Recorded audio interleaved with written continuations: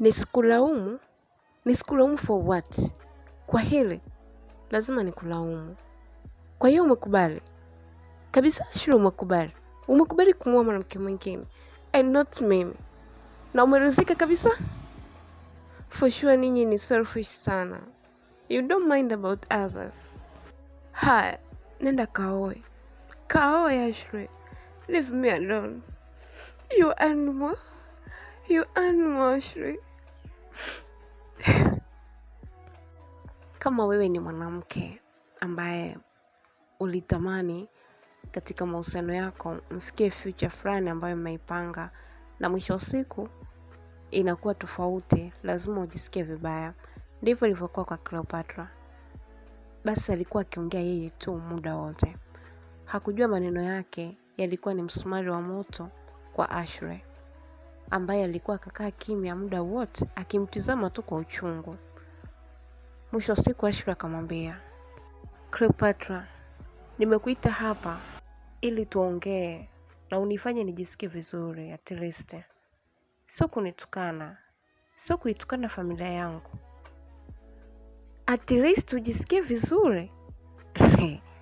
I knew it, Ashura. Huwezi kuwa upande wangu, lazima ukae upande wenu. Kulikuwa na haja gani ya kuniita? Ungetuma tu voice note, ningeelewa. I regret you. I hate you, Ashura. I hate you. Haikuwa rahisi kufikia mwafaka katika mazungumzo yao. Cleopatra akaanza kulia. Kulia kwake hakujua kuwa anazidi kumuumiza Ashura, cause tayari ameshachanganyikiwa na familia yake. Akashindwa kumvumilia mpenzi wake akimwona anaendelea kulia pale. Akamwambia, I'm so sorry Cleopatra. Sitamani ulie hivi au uwe katika hali hii. I'm so confused with my family. Nimetamani kuwa karibu yako ili akili yangu itulie. Wewe unaniambia maneno makali. Kama ningemkubali, ningekuita hapa. I need to be happy Cleopatra.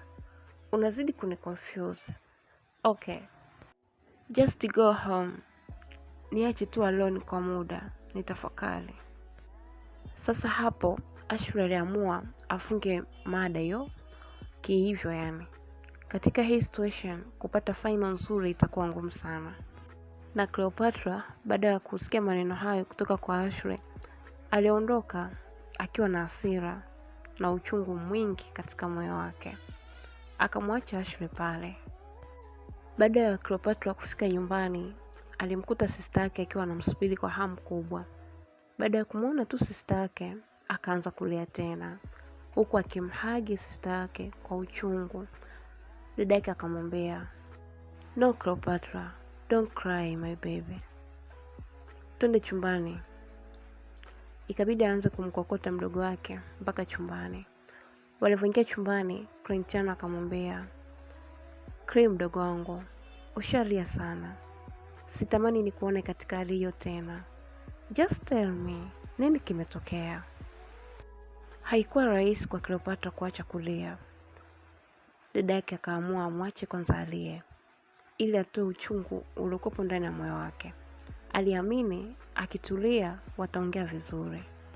Tuangalie katika upande wa Ashura. Ashura alibaki pale peke yake kwa muda mrefu. Lakini baadaye akatokea mdada mrembo na kuanza kumuongelesha kwa utulivu. Kwa kuwa Ashura hakuwa sawa, alijikuta akimsimulia huyo dada kila kitu. Basi mdada akampromise kwamba atamfanya awe sawa. Akamwomba waende sehemu moja ya starehe. At least huyo dada aliweza kumshawishi Ashura na wakaenda. Walipofika yule mdada akanywa. Ashura alikuwa ameketi tu akisikiliza muziki. Na hatimaye Ashura alionekana yuko vizuri. Mwisho siku akajikuta wako katika room, na mdada akiwa ameshatoa kila kitu katika mwili wake.